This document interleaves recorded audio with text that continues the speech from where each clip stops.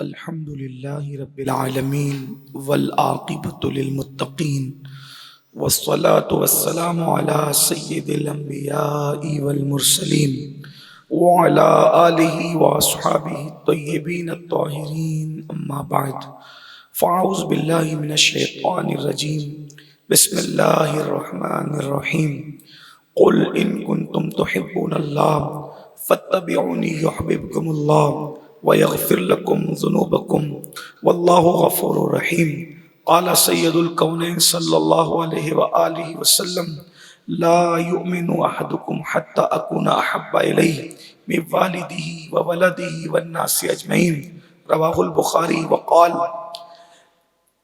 لا يؤمن أحدكم حتى أكون يقال إنه مجنون أو كما قال عليه الصلاة والسلام صدق الله وصدق رسول الله صلی اللہ علیہ وآلہ وسلم غوث اعظم بمنی بے سرو ساما مددے قبلِ دین مددے کعبہ ایمان مددے انتظار کرم تست من عینی را اے خدا جو خدا بینو خدا دا مددے بگردہ بے بلا افتادہ کشتی ضعیفان و شکستہ رات و پشتی بحق کے خواجہ عثمان ہارون مدد کن یا معین الدین چشتی انتہائی احترام و عقیدت کے ساتھ اپنے اور ساری کائنات کے مرکز عقیدت انیس بے کساں چارہ ساز درد مندہ ہم غریبوں کے غم گسار ہم فقیروں کی ثروت شہر یار ارم تاجدار حرم نوبہار شفاعت شب اسرا کے دولہا نوشے بزم جنت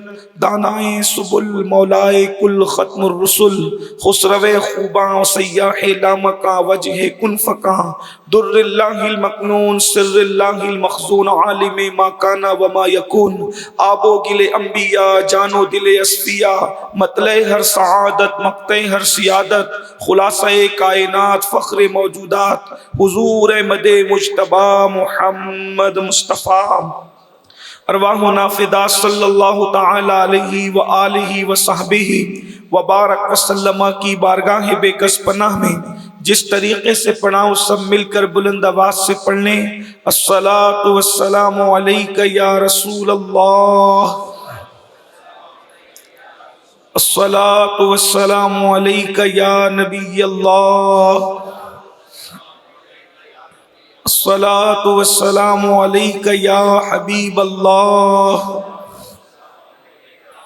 وعلی آلک واصحابک یا نور اللہ صلی اللہ تعالی علیہ وسلم جہاں روشن است از جمال محمد جہاں روشن است از جمال محمد دلم زندہ شد از وصال محمد دلم زندہ شد از وصال محمد خوشاں مسجد و مدرسہ خانقاہ خوشاں مسجد و مدرسہ خانقاہ کہ دروے بود قیل و قال محمد بصدق و صفا گشت بیچارہ جامی بصدق و صفا گشت بیچارہ جامی غلام غلامان آل محمد وہ کمال حسن حضور ہے کہ گمان نقص جہاں نہیں یہی پھول خار سے دور ہے یہی شمع ہے کہ دھواں نہیں میں نثار تیرے کلام پر ملی یوں تو کس کو زبان نہیں وہ سخن ہے جس میں سخن نہ ہو وہ بیان ہے جس کا بیان نہیں فصحاء عرب کے بڑے بڑے تیرے آگے یوں ہے دبے لچے فصحاء عرب کے بڑے بڑے تیرے آگے یوں ہے دبے لچے کوئی جانے منہ میں زبان نہیں بلکہ جسم میں جان نہیں تو کروں تیرے نام پہ جاں فدا نہ بس ایک جاں دو جہاں فدا کروں تیرے نام پہ جاں فدا یا رسول اللہ کروں تیرے نام پہ جاں فدا نہ بس ایک جاں دو جہاں فدا دو جہاں سے بھی نہیں جی بھرا کروں کیا کروڑوں جہاں نہیں وہی لامکاں کے مکی ہوئے سر عرش تخت نشیں ہوئے یہ نبی ہیں جن کے ہیں یہ مکان وہ خدا ہے جس کا مکان نہیں کروں مدح اہل دول رضا پڑے اس بلا میں میری بلا میں گدا ہوں اپنے کریم کا میرا دین پا رہے نہ نہیں آج کی یہ محفل جو سالانہ محفل ہے جناب مکرم ڈاکٹر ناصر فلارہ صاحب اور ان کے صاحبزادہ والا تبار کی طرف سے، جس میں ہمارے بزرگ اور عظیم شیخ طریقت حضرت علامہ پیر سید محمد ہاشمی میاں عرف پیر باپو اور ہمارے برادر اکبر عالم شہرت یافتہ ثنا خان رسول قاری محمد رضوان خان صاحب اور دیگر سب حضرات حاضر ہیں۔ جو وقت مجھے دیا گیا ہے اس کے درمیان اپنی بات پوری کرنے کی سعادت حاصل کی جائے گی، اور اس کے بعد آپ انشاءاللہ حضرت پیر باپو صاحب کے ملفوظات سے مستفیض ہوں گے۔ اللہ تعالیٰ، میں نے جو آیہ کریمہ تلاوت کی اور 2 حدیثیں پڑھی، اللہ پاک مجھے اس کے متعلق صحیح بولنے، حق بولنے، اور آپ سب کو حق سننے، اس پر عمل کرنے اور اسے عام کرنے کی توفیق عطا فرمائے۔ دنیا کے اندر ایک تحقیق کے مطابق 250 کروڑ مسلمان بستے ہیں، یعنی تقریباً 2 ارب مسلمان بستے ہیں، اور سب کو یہ دعویٰ ہے کہ میں مسلمان ہوں، لیکن اللہ ہی جانتا ہے کہ کس کا ایمان اللہ کی بارگاہ میں مقبول ہے۔ اس لیے کہ ہم اپنے متعلق جو گمان کر لیں، لیکن قدرت کا فیصلہ جب تک نہ ہو اس وقت تک نہ آپ نمازی ہیں نہ ہم نمازی ہیں۔ اگر انسان پوری زندگی نماز پڑھے اور وہاں نمازیوں کی صف میں نام نہ لکھا جائے تو آدمی زندگی بھر سجدے کر کے بھی رب کی بارگاہ میں ساجد نہیں ہو سکتا۔ وہ تو مولا کی شان ہے کہ ہزاروں سال سجدہ کرنے والے کو ایک سجدہ نہ کرنے کی بنیاد پر شیطان بنا دیا جاتا ہے۔ وہاں معاملہ بڑا نازک ہے، لیکن ایمان کی جو کسوٹی ہے اور ایمان کی جو اصل ہے، ایمان کی جو جان ہے، اور ایمان کا جو ایمان ہے جو رد ہی نہیں ہوتا، جس پر ایمان کی بنیاد ہے، اور اس امت کو وہ بتانے کی ضرورت ہے، امت کو پتہ چلے کہ ایمان کس چیز کا نام ہے، ایمان کسے کہتے ہیں۔ اگر بہت لمبی چوڑی تمہید کے بعد بھی بات ہوگی تو بات ہی ہوگی، اس لیے میں کوئی تمہید کی بجائے وقت میں جتنی مختصر میں گنجائش ہے وہ عرض کر دوں کہ ایمان کی جو اصل و بنیاد ہے وہ حب رسول ہے، محبت رسول ہے، عشق رسول ہے، چاہت رسول ہے۔ جس کا عشق جتنا مضبوط ہوتا جاتا ہے اس کا ایمان اتنا ہی کامل ہوتا جاتا ہے، اور جس کا عشق جتنا کمزور ہوتا جاتا ہے اس کا ایمان اتنا ہی کمزور ہوتا جاتا ہے۔ ایمان کی جان کو عشق مصطفیٰ کہتے ہیں، ایمان کے ایمان کو عشق مصطفیٰ کہتے ہیں۔ اور عارف رومی علامہ جلال الدین رومی رحمت اللہ علیہ سے کسی نے پوچھا تھا کہ میں کیا بنوں کہ میں سب کچھ بن جاؤں گا، تو عارف رومی نے کہا تھا عاشق رسول بن جا، تو سب کچھ بن جائے گا۔ اس لیے کہ جہاں فرشتوں کے پر تھکتے ہیں، ذرا غور تو کریں، جہاں فرشتوں کے پر تھکتے ہیں عاشق رسول کی پرواز اس کے آگے ہوتی ہے۔ یہ تو اپنا اپنا ہے فیصلہ، یہ تو اپنی اپنی اڑان ہے، کوئی تھک کے رہ گیا بام تک، کوئی کہکشاں سے گزر گیا۔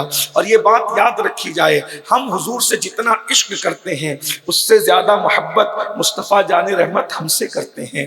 لوگ کہتے ہیں کہ عشق کے لیے حسن ضروری ہے، جو ہے وہ عشق کے لیے علم ضروری ہے، عشق کے لیے اخلاق ضروری ہے، یعنی انسان اگر کسی سے محبت کرتا ہے تو کوئی نہ کوئی وجہ ہونی چاہیے۔ اگر انسان کے پاس حسن ہے اس وجہ سے اس سے محبت کی جاتی ہے، اس کے اخلاق اچھے ہیں اس وجہ سے اس سے محبت کی جاتی ہے، اس کا کردار اچھا ہے اس لیے اس سے محبت کی جاتی ہے، اس کے پاس علم زیادہ ہے اس لیے اس سے محبت کی جاتی ہے۔ اگر محبتوں کے یہی اصول ہیں تو ہم دیکھتے جائیں کہ مصطفیٰ جان رحمت کے پاس حسن کتنا تھا، حضور کے پاس خوبصورتی کتنی تھی۔ اللہ نے اپنی مخلوق میں اتنا خوبصورت کسی کو پیدا ہی نہیں کیا، نہ فرشتوں کی کائنات میں ان سے زیادہ کوئی خوبصورت ہے، نہ جنوں کی کائنات میں ان سے زیادہ کوئی خوبصورت ہے، نہ انسانوں کی کائنات میں کوئی ان سے زیادہ خوبصورت ہے۔ کہتے ہیں کہ نبیوں میں سب سے زیادہ حسن جس کا مشہور ہوا ہے وہ سیدنا یوسف علیہ السلام کی ذات ہے۔ حضرت یوسف بڑے خوبصورت تھے۔ حضرت قاضی ثناء اللہ پانی پتی رحمت اللہ علیہ اپنی شورِ آفاق تفسیر میں لکھتے ہیں، قاضی ثناء اللہ رحمت اللہ علیہ اپنی شورِ آفاق تفسیر مظہری میں لکھتے ہیں کہ حسن یوسف اتنا تھا کہ جس گلی سے گزرتا گزرتے تھے وہ گلی روشن ہو جایا کرتی تھی. یہ حسن مصطفیٰ ہے. یعنی حضور حضرت یوسف علیہ السلام کا حسن اتنا تھا کہ جس گلی میں چلے جاتے گلی روشن ہوتی. حالانکہ یہ بات آج کے دور میں لوگوں کو شاید سمجھ میں نہ آئے، لیکن جو قاضی ثناء اللہ پانی پتی کے علمی مرتبے کو جانتا ہے شاید وہ انکار نہیں کر سکے گا. اس لیے کہ یہ وہ بندہ ہے جو بغیر چھانے، ایک تو لوگ چھلنی سے چھانتے ہیں، ایک لوگ کپڑے سے چھانتے ہیں، یہ وہ بندہ ہے جو علم کو کپڑوں سے چھاننے والا ہے. قاضی ثناء اللہ پانی پتی رحمت اللہ علیہ یہ وہ بندہ ہے کہ اہل بدعات یعنی 1857 کے بعد جو فرقے پیدا ہوئے ہیں وہ فرقے بھی شخص کی بات کا انکار نہیں کر پاتے. یہ اتنا بڑا آدمی ہے علم کے معاملے میں. قاضی صاحب لکھتے ہیں حسن یوسف اتنا تھا کہ گلیاں روشن ہو جاتی تھی حسن یوسف سے، لیکن ساتھ ہی یہ بھی کہتے ہیں یہ حسن یوسف ہے جس سے گلیاں روشن ہوتی ہے. اس لیے کہ گلی تو چہرے سے روشن ہوتی ہے، لیکن حسن مصطفیٰ یہ ہے جس سے دل منور ہو گئے. اس لیے کہ گلی کا روشن ہونا یہ بھی بڑی بات ہے، لیکن یاد رکھیے چہرے یوسف کی روشنی دل تک نہیں پہنچی، لیکن حسن مصطفیٰ کی شان یہ ہے کہ جو ان کو دیکھ لیتا تھا اس کے دل جگمگانے لگتے تھے. اسی کو میرے امام کہتے ہیں اللہ اکبر، جس سے تاریک دل جگمگانے لگے اس چمک والی رنگت پہ لاکھوں سلام. یوسف علیہ السلام کو جو دیکھ لیتا تھا اس کی بھوک مٹ جاتی تھی، اور مصطفیٰ جان رحمت کو جو ایمان کی حالت میں دیکھ لیتا تھا اس پر جہنم کی آگ حرام ہو جاتی تھی. دیکھیں دونوں میں فرق کتنا ہے آقا کریم صلی اللہ علیہ وآلہ وسلم کے حسن میں. اور ایک بات مجھے یہاں یاد آئی، ایک دن ام المومنین سیدہ عائشہ صدیقہ نے پوچھا یا رسول اللہ آپ زیادہ خوبصورت ہیں یا حضرت یوسف زیادہ خوبصورت ہیں؟ ایک سوال ہے. اللہ کے رسول علیہ السلام میں بہت کم کہتے تھے. آپ نے میں کہا بہت جگہ پہ کہا لیکن بہت کم کہا. حضور کی پوری زندگی میں سب سے کم جو الفاظ سننے میں آئے وہ میں ہے، اور جو لفظ سننے میں ہی نہیں آیا وہ نا. حضور نے کبھی کسی کو نا نہیں کہا، میں کم کہا اور نا کبھی نہیں کہا. میرے امام کہتے ہیں واہ کیا جود و کرم ہے شہ بتہا تیرا، نہیں سنتا ہی نہیں مانگنے والا تیرا. صوفیہ کہتے ہیں کہ اگر کلمے میں لا نہ ہوتا نہیں تو حضور کی زبان پر کبھی لا آتا ہی نہیں. تارے چلتے ہیں عطا کہ وہ ہے قطرہ تیرا، تارے کھلتے ہیں سخا کہ وہ ہے ذرہ تیرا، اور میں تو مالک ہی کہوں گا کہ ہو مالک کے حبیب، یعنی محبوب و محب میں نہیں میرا تیرا. آقا علیہ السلام سے ام المومنین نے پوچھا حضور آپ زیادہ خوبصورت ہیں یا حضرت یوسف زیادہ خوبصورت تھے؟ میرے آقا علیہ السلام کا جواب کتنا خوبصورت تھا. جس کی بولی اتنی خوبصورت ہو اس کی صورت کتنی خوبصورت ہوگی. آقا فرماتے عائشہ میرے حسن میں نمک ہے. زندگی بھر تشریح کرتے جائیے، اس حدیث کی زندگیاں ختم ہوگی، حدیث کی تشریح ختم نہیں ہوگی. کیا فرمایا میرے حسن میں نمک ہے. میں تلاش کرنے لگا کہ آخر حضور نے ایسا کیوں کہا، تو مجھے اس حدیث کی تشریح سیدی اعلیٰ حضرت کے ایک رسالے میں ملی کہ وہ لکھتے ہیں کہ حسن میں نمک ہے. دیکھیے حضرت یوسف کے حسن کی لاج بھی رکھی اور اپنا حسن بھی بیان کر دیا. حسن یوسف کی کیا حضور کی شان ہے کہ حسن یوسف کی لاج بھی رکھی اور اپنا حسن بھی بیان کر دیا. فرمایا عائشہ میرے حسن میں نمک ہے. کیا مطلب؟ ایک انسان ہے، سمجھ لیجئے کہ ہمارے ڈاکٹر صاحب کو لے لیں یا ہمارے مخیر قوم فاروق درویش صاحب کو لے لیں یا کسی اور کو لے لیں، اقبال صاحب کو لے لیں. انہوں نے اپنے گھر آپ لوگوں کی ہم سب کی دعوت کی.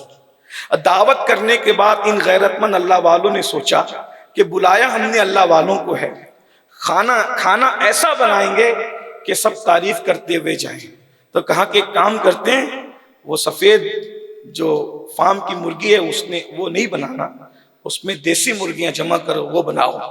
مسالے یہاں کے نہیں، مسالے تو پھر مدینہ منورہ کے لا کے ڈالو، اور کوئی کسر نہیں چھوڑی. اور پھر اس کے بعد کہا پیر باپو جیسا سید کھائے گا، قاری رضوان جیسا ثناخان رسول کھائے گا، اور یہ لوگ کھائیں گے. لیکن پھر ڈاکٹر صاحب نے فوراً ایک گھمنڈ سے اپنی گردن کو جھرجھری دی اور کہا جب لاکھوں کی ہانڈی میں بنا چکا تو یہ 5 روپے کا بے اوقاتی نمک اس کو میں ہانڈی میں کیوں ڈالوں. جب لاکھوں روپے میں نے ہانڈی پہ خرچ کر دیے ہیں تب میں نے نمک نہیں ڈالنا۔ جب دسترخوان سج گیا اور جیسے ہی منہ میں لقمہ پڑا تو فوراً لوگ ایک دوسرے کو کنکھیوں سے اشارہ کرنے لگے۔ لوگوں نے یہ نہیں دیکھا کہ اس میں دیسی گھی ہے، یہ نہیں دیکھا کہ دیسی مرغی ہے، یہ نہیں دیکھا کہ مدینہ منورہ کے مسالے ہیں۔ جیسے ہی منہ میں پہلا لقمہ پڑا کنکھیوں سے اشارے ہونے لگے، وہی بات کیا ہے؟ تو بولے کھانے میں نمک نہیں ہے۔ 5 روپے کے نمک نے سارے محنتوں پر پانی پھیر دیا۔ مطلب کیا؟ کتنا ہی قیمتی کچھ بھی ڈال لو، جب تک نمک نہیں ملاؤ گے کھانا لذیذ نہیں ہوگا۔ میرے آقا نے کہا عائشہ میرے حسن میں نمک ہے، یعنی تو کیا سوچ رہی ہے کہ یوسف خوبصورت تھے تو خوبصورت کیوں تھے؟ یہ مت پوچھ کہ یوسف کتنے خوبصورت تھے اور میں کتنا خوبصورت ہوں۔ جس طرح کھانے میں نمک ملائے بغیر کھانا لذیذ نہیں ہو سکتا، جب تک میرا نور کسی میں ڈالا نہیں جاتا وہ خوبصورت نہیں ہو سکتا۔ کائنات میں جو بھی خوبصورت ہے وہ میرے نور کی ملاوٹ کی وجہ سے خوبصورت ہے۔ اسی لیے تو بریلی کا قلندر کہتا ہے اور بڑے مزے میں فرماتے ہیں یہ دنیا خوبصورت کیوں ہے، یہ دنیا میں حسن کیوں ہے، یہ دنیا میں جمال کیوں ہے؟ کہتے وہی جلوہ شہر بشیر ہے، وہی اصل عالم دیر ہے، وہی جلوہ شہر بشیر ہے، وہی اصل عالم دیر ہے، وہی لیر ہے، وہی بیر ہے، وہی پاٹ ہے، وہی تھار ہے، انہی کی بو مایہ سمن ہے، انہی کا جلوہ چمن چمن ہے، انہی سے گلشن مہک رہے ہیں، انہی کی رنگت گلاب میں ہے۔ یعنی جو بھی خوبصورت ہے صرف حسن مصطفیٰ کی ملاوٹ کی وجہ سے خوبصورت ہے۔ اگر کوئی خوبصورتی کی وجہ سے کسی سے عشق کیا جا سکتا ہے تو حضور زیادہ حقدار ہیں حسن کے۔ وجہ یہ ہے کہ اللہ نے وہ حسن عطا فرمایا۔ مولانا جلال الدین رومی اپنی مثنوی میں لکھتے ہیں کہ حضرت جبریل علیہ السلام جب حضور کے پاس آتے تھے تو بشر کے بھیس میں آتے تھے۔ ایک دن میرے آقا نے کہا جبریل جب بھی تم میرے پاس آتے ہو تو اپنی اصلی صورت تم نے مجھے نہیں دکھائی، تم بشر کے لباس میں آتے ہو تو ایک کام کرو کسی دن نقاب الٹو اور مجھے اپنی اصلی شکل دکھا دو۔ تو جبریل نے کہا ایک کام کریں میرے 600 پر ہیں، آپ بقی میں آئیے رات کے وقت اکیلے، میں اپنی اصلی شکل آپ کو دکھا دوں گا، آپ دیکھ لیجیے گا۔ اور پھر جبریل نے 600 پر کھول دیے اور جو لباس بشر تھا وہ اتار دیا اور اپنی اصلی شکل دکھا دی۔ عارف رومی کہتے ہیں جب جبریل کی اصل شکل دیکھی تو حضور مسکرانے لگے۔ تو جبریل نے کہا میں اصلی شکل میں نہیں آتا تھا، آپ بھی تو اصلی شکل میں نہیں آئے ہو، اس دنیا میں آپ بھی تو اصلی شکل میں نہیں آئے ہو، میں نے پردے اٹھائے آپ بھی تو پردے اٹھائے۔ سرکار نے فرمایا جبریل اگر میں نے پردہ اٹھا دیا تو تو دیکھ بھی نہیں سکے گا، تو دیکھ نہیں سکے گا۔ اسی لیے میرے آقا فرماتے ہیں یا ابا بکر لم یعرفنی حقیقتا غیر ربی، اے ابو بکر میری حقیقت کو میرے رب کے سوا کوئی نہیں جانتا، حقیقت مصطفیٰ کسی کو نہیں پتا۔ اسی لیے بزرگان دین نے فرمایا جس نے دیکھا حضور کا عکس دیکھا، حقیقت مصطفیٰ کو کوئی نہیں دیکھ سکا۔ بلکہ ایک جملہ یہاں ایڈ کر کے ایمان تازہ کر لیں، خدا کو جس نے دیکھا وہ ایک ہی تھا اور نبی کو جس نے دیکھا وہ بھی ایک ہی تھا۔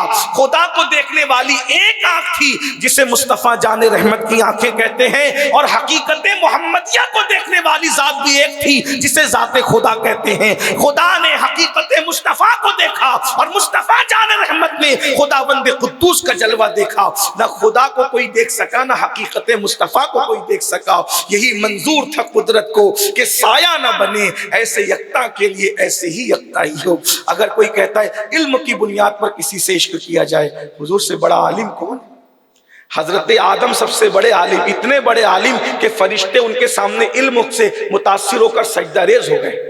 لیکن حضرت آدم کا علم کتنا؟ تو اللہ ارشاد فرماتا ہے وَعَلَّمَ آدَمَ الْأَسْمَاءَ كُلَّهَا، وَعَلَّمَ آدَمَ الْأَسْمَاءَ كُلَّهَا۔ یہ کلہا میں مفسرین کہتے ہیں یعنی ساری چیزوں کا علم اللہ نے دے دیا۔ مفسرین نے لکھا کہ اول سے لے کر قیامت تک جتنی چیزیں بنے گی ہر چیز کا علم اللہ نے آدم علیہ السلام کو دے دیا۔ یہ علم آدم ہے کہ ہر چیز کا علم دیا، اور چیز کہتے ہیں اللہ کے سوا، اللہ کے سوا جو ہے اس کو چیز کہتے ہیں۔ اس کا مطلب علم اشیاء دیا اور کیا نہیں دیا وہ اللہ نے بتا دیا. لیکن جب حضور کے علم کی بات آئی تو اللہ فرماتا ہے وَعَلَّمَكَ مَا لَمْ تَكُنْ تَعْلَمْ وَكَانَ فَضْلُ اللَّهِ عَلَيْكَ عَظِيمًا. محبوب آپ جو کچھ نہیں جانتے تھے ہم نے وہ سب کچھ آپ کو سکھا دیا. اگر علم کی بنیاد پر کسی سے عشق کیا جا سکتا ہے ان سے بڑا علم والا کون ہے؟ آج ابھی ڈاکٹروں کی محفل ہے، قاری صاحب ڈاکٹر حضرات سے مخاطب تھے. میں کہتا ہوں ڈاکٹر کتنی بھی نظر پیدا کر لے، مشینیں پیدا کر لے، لیکن کس کے شکم میں نطفہ کس باپ کا ہے نہ وہ پیٹ میں رکھنے والی ماں بتا سکتی، نہ پیدا ہونے والا باپ بتا سکتا ہے، نہ ڈاکٹر بتا سکتا ہے. بتا سکتا ہے کس کا ہے، لیکن یہ میرے حضور ہیں. ایک مرتبہ حضرت حذیفہ جیسے لوگوں کے نسب میں لوگوں کو شک ہو گیا تو حذیفہ کھڑے ہو کے کہتے ہیں محفل میں یا رسول اللہ میرا باپ کون؟ جب ابن حذیفہ جب وہ کھڑے ہوئے نا تو کہتے ہیں کہ میرا باپ کون ہے؟ تو یا اللہ کے رسول نے میں جس کو تو باپ کہتے ہے وہی تیرا باپ ہے.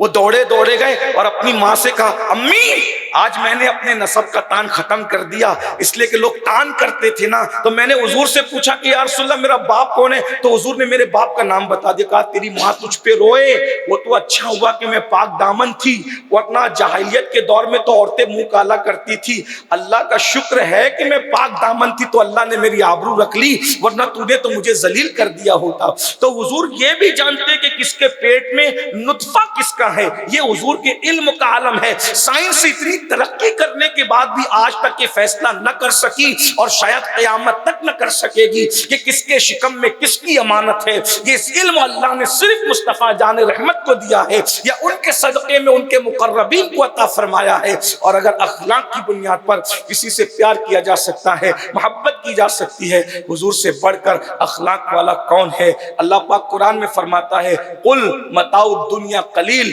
اے محبوب آپ فرما دے یہ پوری دنیا بہت قلیل ہے. آپ ذرا غور کریں، پوری زندگی سفر کر لیں مشرق سے مغرب نہ پہنچ پائیں اور اللہ اس کو کہہ رہا ہے کہ یہ دنیا قلیل ہے، یعنی دنیا چھوٹی ہے. تو خدا کے یہاں چھوٹا اتنا ہوتا ہے جس کو ہم اتنی بڑی سمجھ رہے ہیں. اللہ فرما رہا ہے یہ چھوٹی ہے دنیا، قلیل ہے، بہت قلیل ہے، بہت قلیل ہے، بہت قلیل ہے. اللہ اکبر. اور پھر علماء جو گرامر پڑھتے پڑھاتے وہ جانتے کہ یہ قلیل جو ہے سیغہ تصغیر ہے، یعنی یہ بہت قلیل ہے، یہ اتنی قلیل ہے کہ اس سے زیادہ چھوٹی کوئی چیز نہیں ہے. تو خدا کے جس کو چھوٹی کہے وہ ہماری نظر میں اتنی بڑی ہے، لیکن جب اخلاق مصطفیٰ اللہ بیان کرتا ہے تو کہتا ہے وَإِنَّكَ لَعَلَىٰ خُلُقٍ عَظِيمٍ. تو جس کا چھوٹا اتنا بڑا ہو وہ جس کو عظیم کہے وہ کتنا بڑا ہوگا. میرے امام کہتے ہیں تیرے خلق کو حق نے عظیم کہا، تیری خلق کو حق نے جمیل کیا، کوئی تجھ سا ہوا ہے نہ ہوگا شہا، تیرے خالق کے حسن و ادا کی قسم. حضور کے اخلاق میں سے مجھے ایک حضور کے اخلاق کی یاد آئی. اللہ کے رسول سے پوچھا گیا یا رسول اللہ اخلاق کی بہت لمبی چوڑی تعریف ہے، اگر ایک جملے میں اخلاق سمیٹ سکتے ہیں تو کیا کہیں گے؟ تو حضور فرماتے ہیں سارے اخلاق اگر سمٹ آئیں تو 3 جملے بنتے ہیں. یعنی اگر کسی کو اخلاق مند چیک کرنا ہو کہ کون کتنا اخلاق والا ہے. آج لوگ کیا سمجھتے پتہ ہے؟ مسکرا کر ملو تو ہم اخلاق والے ہیں. بھائی یہ تو ایئر ہوسٹس بھی مسکراتے ہیں نا، لیکن ان کے مسکراہٹوں میں کتنی بناوٹ ہوتی ہے. مسکرا کے کہتے ہیں کھائیں گے کیا، اور پھر جا کر کے مذاق بھی اڑاتے ہوں گے کہ جتنا یہ مانگ رہا ہے طلب کر رہا ہے کوئی اور نہیں، اور جلدی اترے تو اچھا ہے. اور اترتے وقت بھی وہ مسکراتے لیکن وہ خوش ہو رہے ہوتے کہ اچھا یہ لوگ جا رہے ہیں تو ہمارے سر کا ٹینشن جا رہا ہے کہ نہیں ہے. تو لوگ مسکرانے کو اخلاق سمجھتے ہیں، کچھ لوگ غریبوں کی مدد کو اخلاق سمجھتے ہیں، کچھ لوگ جو ہے وہ لوگوں سے گلے ملنے کو اخلاق سمجھتے ہیں. سخاوت کو اللہ کے رسول علیہ السلام نے اخلاق کو 3 جملوں میں پیش کر دیا. چیک کریں ہم اخلاق والے ہیں کہ نہیں ہیں. حضور فرماتے ہیں نمبر 1 میرے اللہ نے مجھے اخلاق سکھائے، اور اخلاق 3 جملوں میں سمٹ آتا ہے. نمبر 1 جو تمہیں توڑے تم اس کو جوڑو. میں سمجھتا ہوں کہ آج عوام تو عوام ہے، نام نہاد اہل مذہب کے اندر بھی یہ چیز نہیں رہ گئی. آج ہم توڑ رہے ہیں. اللہ کے رسول فرماتے ہیں جو تمہیں توڑے تم اسے جوڑو، یہ اخلاق ہے. پھر فرمایا جو تم سے دور بھاگے تم اس کے قریب چلے جاؤ، یہ اخلاق ہے. اللہ کے رسول علیہ السلام فرماتے ہیں جو تمہیں محروم کرے تم اس کو عطا کر دو، یہ اخلاق ہے۔ اب بتائیں یہ اخلاق ہمارے پاس ہیں کیا؟ مسکرانے والی باتیں تو ہمارے پاس بہت ہے بھائیوں، ہمارے تو ہاتھ ملتے ہیں لیکن سینے میں حسد کی آگ جل رہی ہوتی ہے۔ ہم عید کے دن ایک دوسرے سے سینے سے سینہ ملا رہے ہوتے ہیں اور پھر دل میں خیال ہوتا ہے کہ اتنا قیمتی اس نے پہنا کیوں ہے، یعنی اتنا اس کے بدن پر قیمتی کپڑا بھی ہمیں گوارا نہیں ہے۔ یاد رکھنا اللہ کے رسول علیہ السلام فرماتے ہیں حسد نیکیوں کو ایسے کھا جاتا ہے جیسے آگ لکڑیوں کو کھا جاتی ہے۔ جو قوم سگے بھائیوں سے بھی حسد کرے، جو قوم اپنی بہنوں سے بھی حسد کرے، جو قوم اپنے اماموں سے بھی حسد کرے، جو قوم مذہبی طبقے سے دنیا دار طبقے سے بھی حسد کرے، بتائیں ان کے دلوں میں ایمان کہاں قرار پکڑے گا؟ اللہ کے رسول صلی اللہ علیہ وآلہ وسلم نے اخلاق کو سمیٹ دیا تین باتوں کے اندر: جو تمہیں توڑے تم اس کو جوڑو، جو تمہیں محروم کرے اس کو عطا کرو، جو تم سے دور بھاگے تم اس کے قریب جاؤ۔ آسان نہیں ہے یہ، اس لیے کہ جو ہماری جوتیاں اٹھائے ہم اس کی جوتیاں اٹھاتے ہیں تو برابری ہو گئی، جو پتھر مارے نا اس کو دعائیں دو۔ یہ ظرف کس کے پاس ہے؟ ایک جملے میں عرض کرتا ہوں، اپنی گفتگو کو اینڈ کی طرف لے جاتا ہوں۔ اللہ کے رسول علیہ السلام سے ام المومنین سیدہ عائشہ صدیقہ نے پوچھا یا رسول اللہ آپ کی زندگی کا سب سے مشکل دن کون سا؟ سب سے مشکل دن؟ پھر خود ہی کہنے لگی، چونکہ حضور سے بہت بے تکلفی تھی، حضور بہت محبت کرتے تھے ان سے، تو جب کہتی ہے کہ حضور آپ کی زندگی کا سب سے مشکل ترین دن کون سا تھا، پھر خود ہی کہی حضور احد کا دن مشکل تھا نا آپ کے لیے؟ ابھی قاری صاحب نے اشارہ کیا احد کا دن مشکل تھا نا، کیونکہ احد کا دن وہ اپنی آنکھوں سے دیکھ چکی تھی۔ سیدہ عائشہ صدیقہ حضور کے نکاح میں آ چکی تھی، اپنی آنکھوں سے احد دیکھ چکی تھی، سوال خود ہی کرتی جواب بھی خود ہی دیتی ہے۔ بہت زندگی میں سب سے مشکل دن احد تھا نا۔ احد کیا تھا؟ 70 جنازے ایک ساتھ اٹھے۔ اگر ایک گاؤں میں 7 جنازے ایک ساتھ اٹھے نا تو پورا گاؤں غم میں ڈوب جاتا ہے۔ 70 جنازے ایک ساتھ، اور وہ بھی جنازوں کی کیفیت کیا ہے؟ ناکیں کاٹ لی گئی ہے، ہونٹ کاٹ لیے گئے ہیں، کان کاٹ لیے گئے ہیں، انگلیاں کاٹ لی گئی ہیں، اور لاشیں پہچان میں نہیں آ رہی ہے۔ ایک خاتون نے ایک غلام کو کہا کہ حمزہ کے سینے کو چیر اور اس میں سے کلیجہ نکال، میں نے منت مانی ہے کہ میں حمزہ کا کلیجہ کچا چباؤں گی، کیونکہ اس نے میرے باپ کو بھی قتل کیا، میرے بھائی کو بھی قتل کیا، میں بدلہ لوں گی۔ اور اس خاتون نے سیدنا امیر حمزہ کا کلیجہ چبانا شروع کیا، اور نگلنے لگی تو نگل نہ سکی تو اس نے الٹی کر دی، چبا چبا کر کے کلیجے کو تھوک دیا۔ اللہ کے رسول علیہ السلام اپنی پوری ظاہری حیات میں سب سے زیادہ کسی صدمے پہ روئے ہیں تو وہ حضرت امیر حمزہ کی شہادت ہے۔ آقا فرماتے ہیں اگر مجھے میری پھوپھیوں کا خیال نہ ہوتا تو میں حمزہ کا لاشا ایسے ہی پڑا رہنے دیتا جس کو درندے کھا جاتے تاکہ اس کے درجات اور بلند ہوتے، کیونکہ شہید کی شہادت جتنی دردناک ہوتی ہے اس کو اللہ اتنا ہی اجر عطا کرتا ہے، اس کے درجات اتنے ہی بلند کرتا ہے۔ اور اس کے بعد آپ کو یہ بات بھی بتا دوں، حضرت سیدنا مصعب ابن عمیر رضی اللہ تبارک و تعالیٰ عنہ، اللہ اکبر، یہ سب سے مالدار باپ کے بیٹے تھے پورے مکہ میں، ان سے زیادہ قیمتی عطر کوئی نہیں لگاتا تھا، ان سے زیادہ قیمتی کپڑے کوئی نہیں پہنتا تھا۔ مصعب ابن عمیر نے جب کلمہ پڑھا ہے تو ماں نے کہا یا مجھے چھوڑ دے یا محمد کو چھوڑ دے، فرمایا تجھ جیسی ہزاروں مائیں نبی کے قدموں پہ قربان کر دوں گا۔ ماں کو غصہ آیا، کہا میرے گھر سے نکل جا، کپڑے اتار دے، سارا عیش عشرت چھوڑ دے، کہا سب چھوڑ دیں گے۔ ٹاٹ کا لباس پہنا اور بارگاہ رسالت میں آ کے چپکے سے بیٹھ گئے۔ سرکار نے دیکھا، پہچانا اس کو؟ جی یا رسول اللہ، یہ مصعب ہے نا عمیر کا بیٹا۔ اور خدا کی شان، اللہ کے رسول سے ان کے دل میں اتنا عشق ہو گیا تھا کہ ان کی شباہت حضور سے ملنے جلنے لگی تھی، اور حضور نے ان کو اسلام کا پہلا مبلغ بنا کر مدینہ منورہ بھیجا تھا۔ تو حضرت مصعب ابن عمیر بھی شہید ہوئے تو حضرت سیدہ صفیہ نے اپنے 2 دوپٹے لا کر کے کہا کہ یا رسول اللہ، ایک میرے بھائی حمزہ کو یہ دوپٹہ اڑا دینا اور یہ دوسرا دوپٹہ نیچے بچھا دینا اور اس کو کفن پہنا دینا۔ میرے آقا رونے لگے، حمزہ کی بہن موجود ہے تو اس کے کفن کا انتظام ہو گیا، میرا صحابی مصعب ہے نا، اس کا تو کوئی خاندان ہی نہیں ہے، اس کے کفن کا انتظام کون کرے گا؟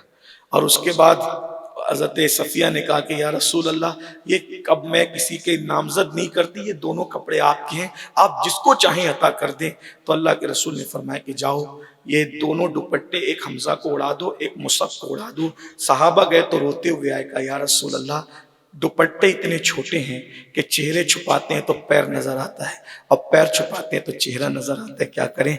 आका ने फरमाया कि चेहरा छुपा दो और पैरों पर घास डाल दो। यानी जो लोग इस्लाम के नाम पे शहीद हुए थे, उस दिन मुसलमानों के पास इतना कपड़ा भी नहीं था कि उनको कफन दे सके। आज रेलवे स्टेशन पर एक लावारिस लाश मिलती है तो लोग चंदा करके उसको पूरा पूरा कफन देते हैं, लेकिन जिन्होंने इस्लाम के लिए कुर्बानियां दी थी, वो दिन भी क्या दिन थे, उनको पूरा पूरा कफन भी नसीब न हुआ। ये आयत जो लोग पढ़ते हैं ना शहीदों के लिए, वला तक़ूलू लिमन युक़तलू फी सबीलिल्लाहि अमवात, ये खास नाजिल हुई है शोहदाने उहद के लिए, और क़यामत तक के लिए इसका सिलसिला आम है, फैजान आम है। लेकिन शाने नुज़ूल इसका जो है वो उहद के शहीदों के लिए है, जिनके लिए कुरान क्यों कहे वला तक़ूलू लिमन युक़तलू फी सबीलिल्लाहि अमवात, उनको मुकम्मल कफन भी नसीब न हुआ। ये उहद का दिन था, और हुजूर को गड्ढे में लोगों ने ढकेलने की कोशिश की। हुजूर के दोनों घुटने फट गए, गालों में कड़ियां घुस गई, दंदान के किनारे शहीद हो गए। अल्लाह के रसूल अलैहिस्सलाम की ये कैफियत थी। सहाबा रो ये मंजर देख के। उम्मुल मोमिनीन कहती है उहद सबसे मुश्किल दिन था ना आपके लिए? अल्लाह के रसूल कहते नहीं, 70 सहाबा की शहादत वाला दिन भी मेरे लिए जिंदगी में मुश्किल दिन नहीं था। मेरे लिए जिंदगी का सबसे मुश्किल तरीन जो दिन था वो ताइफ का दिन था। इससे मुश्किल दिन मेरी जिंदगी में नहीं आया। तो उम्मुल मोमिनीन ने कहा या रसूल अल्लाह, क्या आप मुझे बता सकते हैं कि वो कैसा था? आका फरमाते हैं कि मैं हर घर फिरता था और कहता था कि इस्लाम कबूल कर लो, तो मेरा मजाक उड़ाते थे। और सिर्फ मजाक नहीं उड़ाया, छोकरों को मेरे पीछे कर दिया कि पीछे चिल्लाते फिरो कि पागल पागल। अस्तगफिरुल्लाह, अलियाज़ु बिल्लाह, माअज़ल्लाह। जिसके कदमों में अक्ल पहुंचकर मेराज पाती है, उस रसूल को ऐसी गाली दी गई और पीछे से पत्थर बरसाए गए, आगे से पत्थर। मेरे आका फरमाते हैं आयशा, जब खून से मेरा पूरा वजूद लहू लहान हो गया, हत्ता कि मेरी नालैन खून से भर गई और मैं बतकाज़े बशरियत जमीन पे बैठ गया, तो उन्होंने दोनों बाजू पकड़ करके मुझे खड़ा किया और खड़ा करके मेरी पिंडलियों पे पत्थर मारा। ये मेरी जिंदगी का सबसे मुश्किल तरीन दिन ताइफ का दिन था। लेकिन अब सुनो, इतना मुश्किल तरीन दिन और हुजूर का अखलाक, हुजूर का अखलाक। आका अलैहिस्सलाम जब सर को घुटनों में रख करके बैठ गए खून के ज्यादा निकलने की वजह से, तो जिब्रील अलैहिस्सलाम आके कहते या रसूल अल्लाह, अल्लाह आपको सलाम कहता है।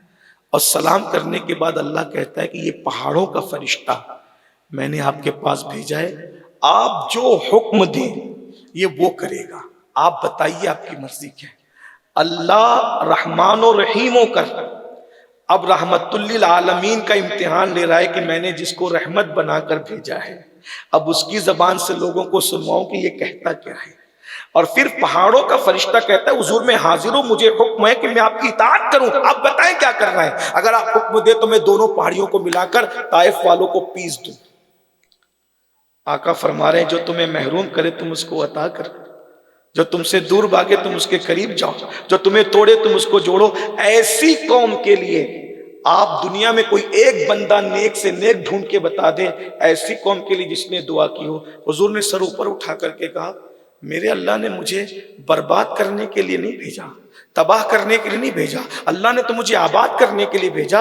अगर ये ईमान नहीं लाते, इंशाअल्लाह मैं उम्मीद करता हूं कि इनकी आने वाली नस्लें ईमान लाएगी। पहाड़ का फरिश्ता ये कहते हुए रुखसत हुआ कि या रसूल अल्लाह, खुदा की इज्जत की कसम, अल्लाह ने आपको वाकई रहमतुल लिल आलमीन बना करके भेजा, आप वाकईतन रहमतुल लिल आलमीन है मेरे आका।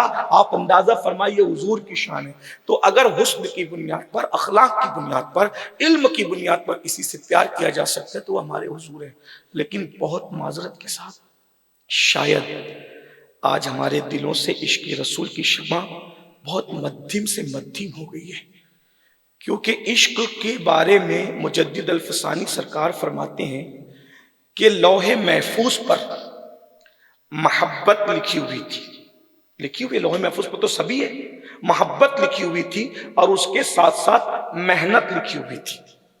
तो मेहनत ने मोहब्बत से कहा ऐ मोहब्बत, तेरे और मेरे अंदर कोई फर्क ही नहीं है, जो तेरे हुरूफ है वही मेरे हुरूफ है।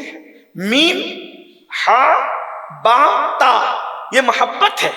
मीम ہاں نون تا یہ محنت ہے، دونوں لکھنے میں شکل ایک ہی ہے، صرف ایک نقطے کا فرق ہے، ایک نقطے کا، نیچے نقطہ ہو تو محبت، اوپر نقطہ ہو تو محنت۔ ارے ہم دونوں ایک جیسے ہیں، تو محبت نے کہا اللہ کی عزت کی قسم جب ہم دونوں ایک جیسے ہیں تو اب ہم تم سے کبھی جدا نہیں ہوں گے، جہاں محنت ہوگی وہی محبت ہوگی، اور جہاں محنت نہیں ہوگی وہاں محبت نہیں ہوگی۔ آج ہم سب محبت کی بات کرتے ہیں، محنت کہاں ہے؟ ہم کہتے ہیں یا رسول اللہ آپ کے نام پہ جان دے دیں گے، لیکن فجر کی نماز میں ہم سب سوتے پڑے ہوئے ہیں، 10 منٹ کی نیند قربان نہیں کرتے، ہم نبی کے نام پہ جان دے دیں گے۔ میں یہ نہیں کہتا کہ جو فجر نہیں پڑھتے وہ عاشق رسول نہیں، مجھے کچھ کہنے کا حق نہیں، دلوں کے حالات اللہ جانتا ہے، لیکن حضور نے کہا قوت القلوب تصوف کی سب سے اولین کتاب ہے، اور یہ قوت القلوب شیخ ابو طالب مکی نے لکھی ہے۔ قوت القلوب والی کتاب کی شان یہ ہے کہ بابا فرید جیسا ولی نظام الدین اولیاء کو اس کا درس دیا کرتے تھے۔ اس قوت القلوب میں ایک حدیث لکھی ہوئی ہے، اللہ کے رسول فرماتے ہیں جو مجھ سے عشق کا دعویٰ کرے، حضور کی حدیث سن لے غور سے، کیا فرمایا آقا نے؟ فرمایا جو مجھ سے عشق کا دعویٰ کرے اور پوری رات سوتا رہے، میں محمد اعلان کرتا ہوں کہ وہ جھوٹا ہے۔ یعنی عاشق کبھی پوری رات سو نہیں سکتا۔ آپ مجھے بتائیں کاروبار سے عشق ہو جائے تو اس کے لیے ہم نیند نہیں آتی کروٹیں بدلتے ہیں، بچی کے اس سے محبت ہے اس کو رشتے نہیں آتے تو ہم کروٹیں بدلتے ہیں، ہم نے سب کے لیے کروٹیں بدلا ہے، کبھی نبی کی جدائی میں بھی ہم نے کروٹ بدلی ہے کیا؟ بتائیے۔ یعنی کہ ہم زبان کی بات کرتے ہیں۔ ایک روایت پڑھتا ہوں جو کئی کتب میں لکھی ہوئی ہے، اور اس کا اتنے مجموعہ نچوڑ کر اپنے الفاظ کے جامع میں علامہ ارشد القادری کی تحریر کا سہارا لے کر میں پیش کرنا چاہتا ہوں۔ بس اتنا ہے، حضور سے عشق کرنے کے لیے کچھ چھوڑنا پڑتا ہے۔ اگر ہم کچھ چھوڑ دیں حضور کے لیے، پھر آگے کا سارا معاملہ حضور سنبھال لیتے ہیں۔ ہم کچھ چھوڑنا بھی نہیں چاہتے۔ میں تو لوگوں کو یہ کہتا ہوں کہ اللہ اللہ ہو کر اپنے نبی کی محبت میں قبلہ بدل دیتا ہے، اور ہم امتی ہو کر نبی کی محبت میں ہم اپنی زندگی نہیں بدل سکتے۔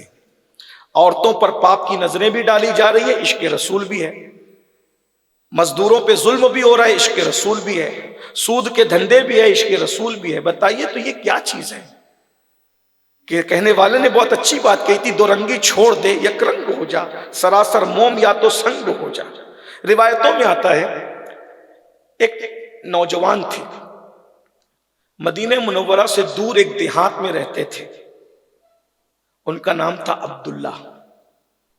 خوش نصیبی یہ کہ مدینہ منورہ آئے تو دیکھا کہ کچھ لوگ کسی شخصیت کو گھیر کر کھڑے ہیں۔ نوجوانوں کی عادت ہوتی ہے تجسس کی، تو عبداللہ بھی ابھی ابتدائی جوانی میں تھے، 16-17 سال کی عمر تھی، تو سب کو ہٹا کر کے بھیڑ میں گھسے تو کیا دیکھا کہ کوئی بہت خوبصورت انسان بیٹھا ہوا ہے۔ عبداللہ حیران ہو گئے کہ کیا کوئی اتنا بھی خوبصورت ہو سکتا ہے؟ نوجوانوں کی ایک چیز ہے، نوجوان اچھائی سے بھی جلدی متاثر ہوتے ہیں اور برائی سے بھی جلدی متاثر ہوتے ہیں، جوانوں کی نفسیات ہے۔ عبداللہ نے جیسے ہی حضور پہ پہلی نظر پڑی تو عبداللہ نے حضور کو دیکھ کر کے کسی سے پوچھا یہ کون ہے؟ تو کہا یہ ہمارے نبی ہیں صلی اللہ علیہ وآلہ وسلم۔ اور یہ نبی ہیں، یہی وہ محمد عربی ہے صلی اللہ علیہ وسلم؟ تو کہا یہ وہی ہے۔ تو کہا یہ جو نبوت کا دعویٰ کرتے یہی کہاں؟ کہا میں نے بھی کلمہ پڑھنا ہے کہ کوئی اتنا خوبصورت بھی ہو سکتا ہے؟ عبداللہ نے کہا کسی جھوٹے کا چہرہ اتنا نورانی نہیں ہوتا، کسی جھوٹے کا چہرہ۔ صحابہ کہتے تھے حضور کے چہرے پہ اتنی رونق تھی، یہ کوئی شعر نہیں ہے، یہ کوئی گڑا ہوا قصہ نہیں ہے، یہ حدیث ہے۔ صحابہ کہتے ہیں اتنے انوار اور تجلیات کی برسات حضور کے چہرے پہ رہتی تھی، ہم کبھی نظر بھر کے حضور کو دیکھ نہیں سکے۔ سیدنا فاروق اعظم سے ایک مرتبہ حضرت اویس قرنی نے پوچھا کہ حضور کی بھویں ملی ہوئی تھی یا الگ الگ تھی؟ فاروق اعظم رونے لگے، کہا پوری زندگی دیکھتا رہا، لیکن جب نظر اٹھتی تھی تو فوراً غیرت عشق کی وجہ سے جھک جاتی تھی، میں بتا نہیں سکتا کہ حضور کی بھویں ملی ہوئی تھی یا جدا جدا تھی۔ یہ حال ہے، جنہوں نے سب سے زیادہ دیکھا یہ ان کی کیفیت ہے، اندازہ تو کریں۔ حضرت سیدنا علی مرتضیٰ کرم اللہ تعالی وجہ الکریم، شمائل ترمذی میں ان کی روایت موجود ہے کہ اگر حضور علیہ السلام کسی دیوار کے سامنے کھڑے ہو جاتے تو دیوار کا عکس حضور کے چہرے میں نظر آتا تھا۔ چاند کے سامنے کھڑے ہو جاتے تو چاند کا عکس حضور کے چہرے میں گالوں میں تیرتا نظر آتا تھا. سورج کے سامنے کھڑے ہو جاتے. میں کہتا ہوں آج کی یہ حدیث ہے شمائل ترمذی میں، لوگ کس کس کے حسن کی بات کرتے ہیں، یہ حسن مصطفیٰ ہے. اللہ اکبر. مولانا جمیل الرحمان کے شعر یاد آتے. کیا حسن ہے اے سید ابرار تمہارا، اللہ بھی ہے طالب دیدار تمہارا. کیوں دید کے مشتاق نہ ہو حضرت یوسف، اللہ کا دیدار ہے دیدار تمہارا. نبی کے وفادار بن جائیں، مرتے وقت حضور سرہانے موجود رہیں گے. وفاداری کی ضرورت ہے. بس ہم نے سب سے وفا کی ہے، شاید ہم حضور سے وفا نہیں کر پا رہے. بہت معذرت کے ساتھ میں بھی اور آپ بھی، ہم کہیں نہ کہیں عشق میں کمزور ہیں، کہیں نہ کہیں عشق میں بہت کمزور ہیں. اللہ اکبر. تو حضرت عبداللہ کی بات چل رہی تھی، حضور کو دیکھ کر کے شہدا ہو گئے، کلمہ پڑا، مسلمان ہو گئے. گھر گئے، کسی نے جا کے چغلی کر دی کہ تمہارا بیٹا مرتد ہو گیا. ان کو ان کے چچا نے پالا تھا. چچا نے کہا کہ تو مرتد ہو گیا؟ حضرت عبداللہ کہتے چچا میں مرتد پہلے تھا، ابھی میں مومن ہو گیا ہوں، ایمان والا ہو گیا ہوں. تجھے محمد کو چھوڑنا ہوگا صلی اللہ علیہ وسلم. ایسے ہم تقریر میں اور حضور کا نام ایسے روا روی میں نہیں لے سکتے، لیکن چونکہ ایک کافر کے جملے نقل کرنا ہے تاکہ مکالمہ سمجھ میں ہے، ورنہ حضور کا نام صرف محمد محمد کہہ کر کبھی نہیں لیا جا سکتا. حضور کا نام جب بھی لیں گے القاب و آداب کے ساتھ لیں گے، لیکن چونکہ کافر کی بولی ہے تو وہ نقل کرنا ہوگا تاکہ مکالمہ سمجھ میں آئے. تو کہا تجھے محمد کو چھوڑنا ہوگا. حضرت عبداللہ نے کہا وہ ہستی ایسی ہے اس کو چھوڑا نہیں جا سکتا. تو کہا اٹھایا ڈنڈا اور جو بھی چیز ہاتھ میں آئی عبداللہ کو خوب مارا، اور اتنا مارا کہ مارتے مارتے تھک گیا. لیکن عبداللہ نہیں تھکے، اور وہ مارتے مارتے جب تھک گیا تو چھوڑ دیا. دوسرے دن پھر مارا، تیسرے دن پھر مارا. روزانہ کا معمول، صبح اٹھتا مارتا، صبح اٹھتا مارتا. پھر آخرکار کہنے والے نے کہا، کسی بڑے مفکر کا قول ہے کہ جب محبتوں کی اور نفرتوں کی جنگ ہوتی ہے تو نفرتیں ہار جاتی ہے، محبتیں جیت جاتی ہے. عبداللہ کے آگے وہ تھک گیا، اور پھر کیا ہوا، مارنا چھوڑ دیا. عبداللہ روزانہ صبح اپنی ماں کے پاس آتے اور آ کے ماں سے کہتے ماں مجھے میرے آقا کی بہت یاد آتی ہے، ماں تم اجازت دے دو کہ مدینے جاؤں اور ایک مرتبہ پھر ان کی زیارت کروں. ماں کہتی بیٹا ابھی تو تیرے چچا نے تجھے مارنا چھوڑا ہے، تجھے معلوم ہے تو جب بچہ تھا دودھ پیتا تیرے باپ کا انتقال ہو گیا تھا، تجھے تیرے چچا نے پالا، مجھے بھی تیرے چچا نے پالا، یہ سب اسی کی دین ہے، ہم اس کے ساتھ بغاوت نہیں کر سکتے. میں ماں ہوں، تیری ہر خوشی میں میری خوشی ہے، لیکن میں تجھے نہیں اجازت دے سکتی. کہتے ماں مجھے ان کی بہت یاد آتی.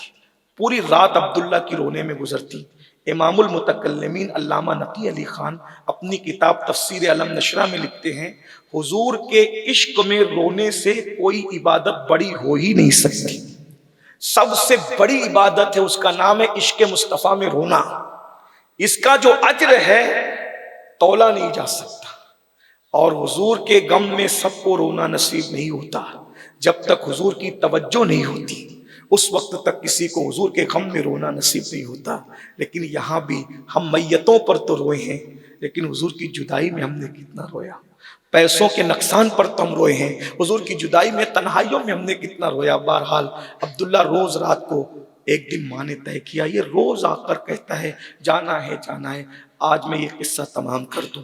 ماں نے کہا بیٹا میری طرف سے اجازت ہے چلا جا، لیکن ایک شرط ہے، تیرے چچا سے بھی اجازت مانگ، اگر وہ اجازت دے گا تو میری بھی اجازت ہے.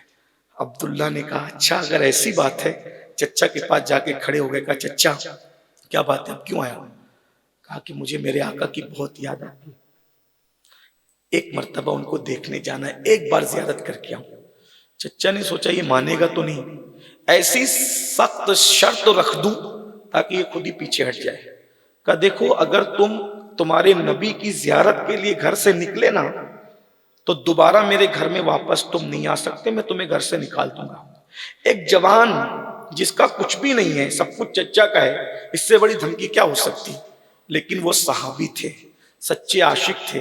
چچا کو جواب دیتے چچا اس سے سستا سودا کیا ہو سکتا ہے، اگر مجھے گھر سے نکالا جا رہا ہے اور نبی کا دیدار ہو رہا ہے، اس سے سستا سودا کوئی نہیں۔ چچا جل بن گیا، اس نے فوراً تیور بدلے، کہا صرف گھر سے نکلنا نہیں ہے، جتنی دولت تو نے اکٹھا کر رکھی تیری ماں سے پوچھ، وہ دولت بھی میری ہے، میں کوئی دولت تجھے ساتھ لے جانے نہیں دوں گا، ساری دولت یہیں چھوڑ کے جانا۔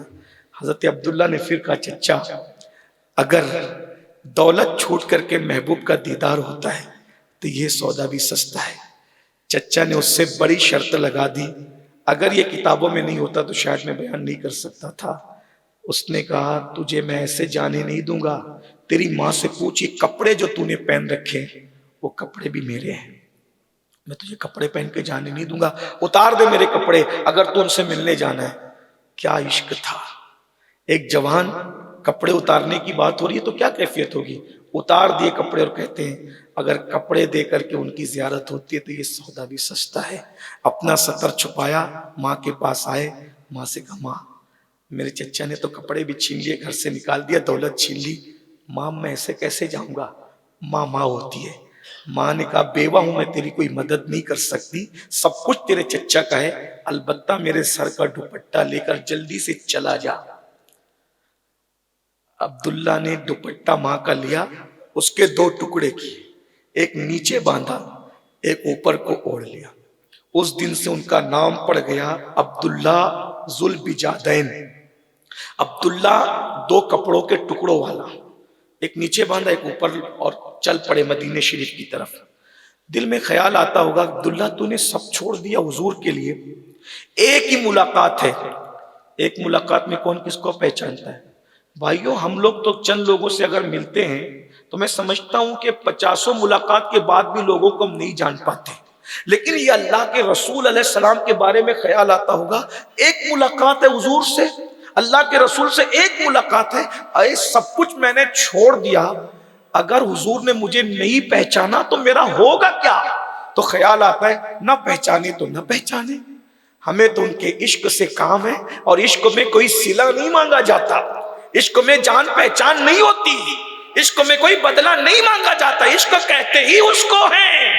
کس کو عشق کہتے ہیں کہ روٹھنے کا سبب تو تم جانو، ہم تو مصروف ہیں منانے میں، مرتن من تھن سب پھونک دیا، یہ جان بھی پیارے جلا جانا۔ بیدم شاہ کہتے ہیں مجھے برباد کر برباد رکھ، برباد رہنے دے، بہر صورت میرے دل میں تو اپنی یاد رہنے دے۔ ارے جو چاہے محبوب کر لے، مگر تو میرے دل میں آ کر کے بس جا، کفس میں قید کر یا قید سے آزاد رہنے دے، بہر صورت مجھے تو باغ میں سیاد رہنے دے۔ ارے کچھ بھی کر لے لیکن تیری یاد میرے دل سے نہ جائے، تیری محبت میرے دل سے نہ جائے۔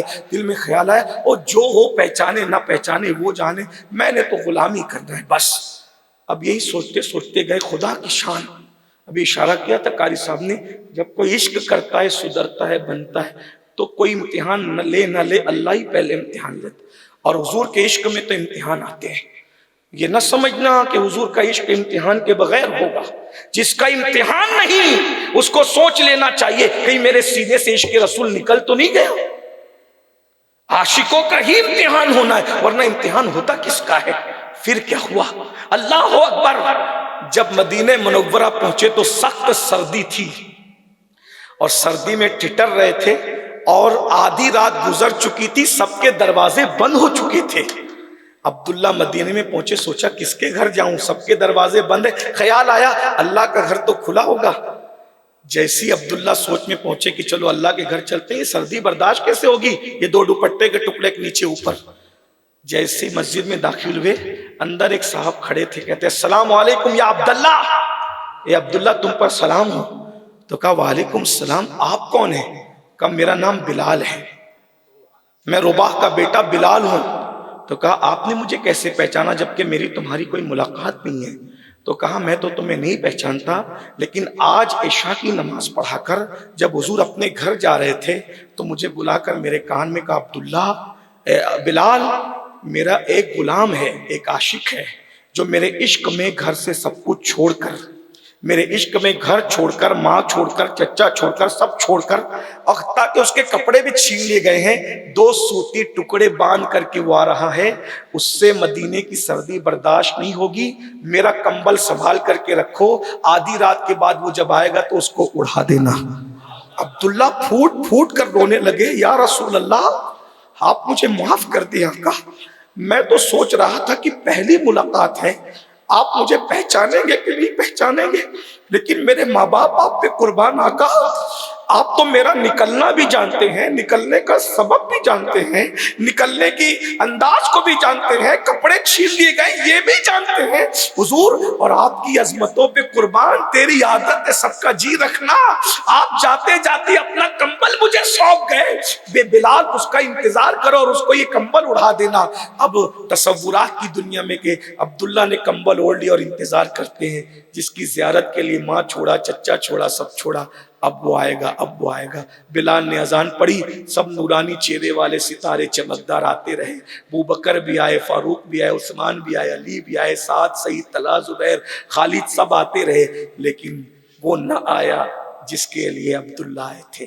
جب بلال نے کھڑے ہو کر اقامت کہی اور پھر کہا قد قامت الصلاۃ، تو آمینہ کا لال حجرہ عائشہ سے ایسے طلوع ہوا جیسے کروڑوں چاند کی رعنائیاں اس کے قدموں کے اندر تبسم ریز ہو، اور پھر ایسا لگتا تھا کہ جیسے دل پکڑنے والوں نے دل پکڑ لیا ہوگا، کیونکہ ایسا حسن بھی کسی کو دیکھنے ملا جو کہے من رعانی فقد رعا الحق، جس نے مجھے دیکھا اس نے حق کو دیکھا، اللہ کا دیدار ہے دیدار تمہارا، اللہ اکبر۔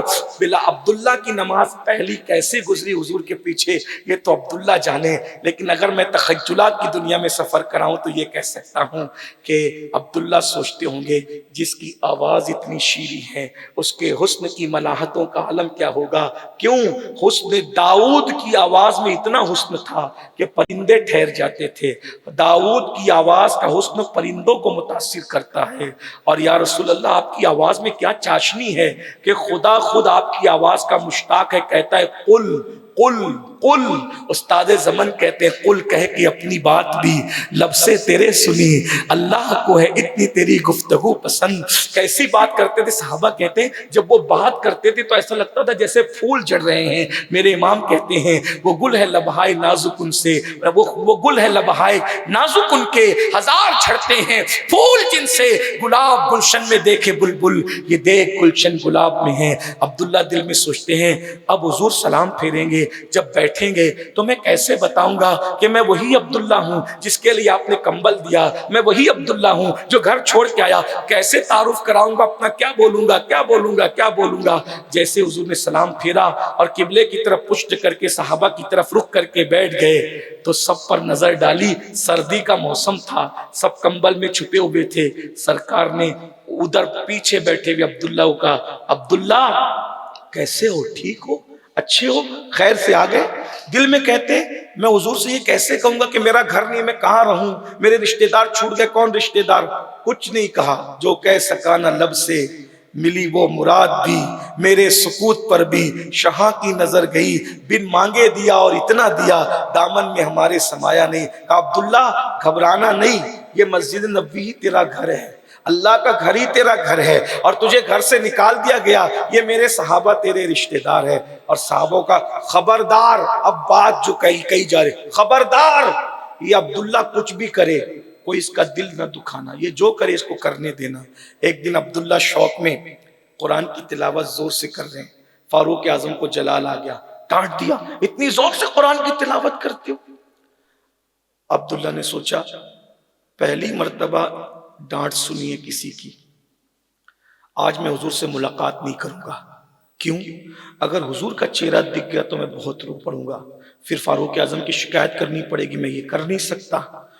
پیلر کے پیچھے چھپ کے بیٹھ گئے، حضور آئے منبر پہ بیٹھے، جس کو دیکھنا سب چھوڑا تھا جس کو دیکھنے کے لیے، تو حضور نے جیسی کہا الحمدللہ، جیسی کہا تو پیلر سے گردن نکال کے حضور کو دیکھتے ہیں، اور دیکھا تو رو پڑے، اور روئے تو اتنا روئے کہ مسجد میں آواز بلند ہو گئی۔ حضور نے خطبہ روک کے کہا کون رو رہے عبداللہ؟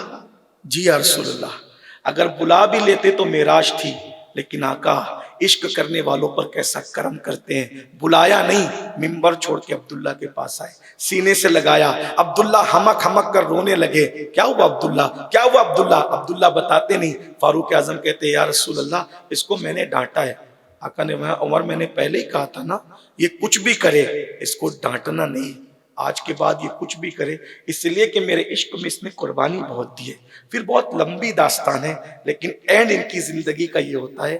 حضرت عبداللہ ابن مسعود کہتے ہیں کہ ہم لوگ تبوک جا رہے تھے، تو تبوک جا رہے تھے تو عبداللہ کا کوئی رشتہ دار نہیں تھا، عبداللہ حضور کے آگے پیچھے رہتے تھے، بکریوں کو چارہ کھلانا، اونٹوں کی نگہبانی کرنا، حضور کے در پہ پڑے رہنا، کیا زندگی تھی نا۔ کبھی کبھی مجبوریاں بھی کتنا بلند کر دیتی ہے۔ ارے گھر سے بے گھر ہوئے تو نبی کا در مل گیا، آسیوں کو در تمہارا مل گیا، بے ٹھکانوں کو ٹھکانہ مل گیا، فضل رب سے پھر کمی کس بات کی، مجھ کو روزی کا سہارا مل گیا۔ دیکھو تو صحیح، حضور نے کہا سب تبوک چلو، عبداللہ بھی چلے، جوان تھے، مکمل جوان تھے، تبوک گئے۔ حضرت عبداللہ ابن مسعود کہتے ہیں عاشقوں پر انعام کیا ہے سن لو اور بات پوری ہوتی ہے۔ عبداللہ ابن مسعود کہتے ہیں ایک رات میرا دل بے چین ہوا، گھبراہٹ ہوئی، تو میں نے سوچا یہ گھبراہٹ کیوں ہو رہی ہے، بے چینی کیوں ہو رہی ہے؟ کیونکہ حادثہ جب کوئی ہونے والا ہوتا ہے نا تو کبھی کبھی دل گھبراتا ہے۔ میں اپنے حجرے سے نکلا، حضور کے خیمے میں گیا، حضور خیمے میں نہیں تھے۔ میں نے کہا اللہ خیر، حضور اپنے خیمے میں آدھی رات کے وقت نہیں؟ صدیق اکبر کے خیمے میں گیا، صدیق بھی نہیں، فاروق اعظم کے خیمے میں گیا، فاروق اعظم بھی نہیں۔ میں بے چین ہو گیا، تڑپ گیا، اللہ خیر، تینوں اپنے اپنے خیموں میں نہیں ہیں۔ جب میں نکل کے پریشان تھا تو میں نے دیکھا دور ایک مشعل جل رہی ہے اور سب لوگ ایک جگہ گھیرا بنا کے کھڑے ہیں۔ میں دوڑا گیا تو پتا چلا اسی عبداللہ ذوالبجادین کا تبوک میں انتقال ہو گیا۔ تبوک میں کسی کی شہادت نہیں ہوئی کیونکہ جنگی نہیں ہوئی، لیکن ان کا انتقال ہو گیا، یہ طبعی موت دنیا سے جوانی میں تھی۔ ان کا جنازہ تیار ہو رہا تھا، کفن وغیرہ پہنایا جا رہا تھا۔ حضرت عبداللہ ابن مسعود کہتے ہیں میں آگے جا کے کھڑا ہو گیا، مشعل کی روشنی میں دو چہرے دیکھ رہا تھا، ایک حضور کا چہرہ، ایک عبداللہ کا چہرہ۔ عبداللہ کی موت پہ حضور رو رہے تھے اور وہ آنسو حضور کے داڑھی کی طرف آ کر نچھاور ہو رہے تھے۔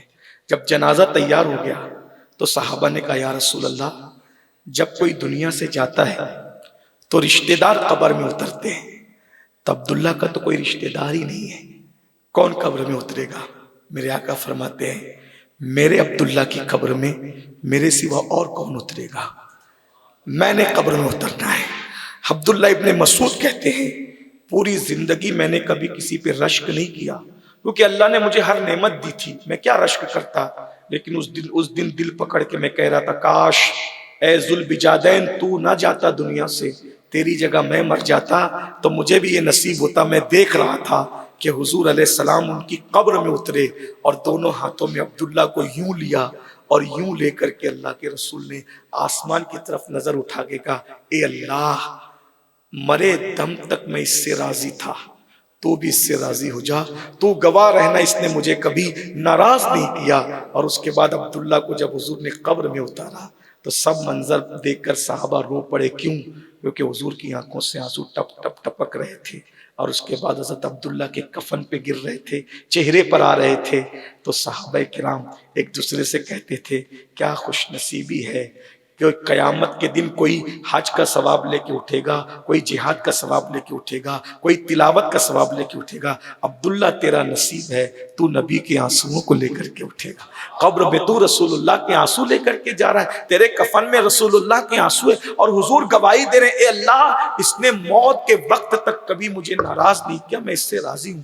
اور اس کے بعد صحابہ یہ منظر دیکھ کر کے رو پڑے اور پھر آقا نے ارشاد فرمایا کشتہ عشق رسول کو اس کی آخری آرام گاہ میں نے رکھ دیا ہے، اور اب جو ہے اس کی قبر پر مٹی ڈال کر کے اس کو برابر کر دیا جائے۔ صحابہ حضور کی اتباع میں روتے ہوئے مٹی ڈالتے جا رہے تھے، روتے جا رہے تھے۔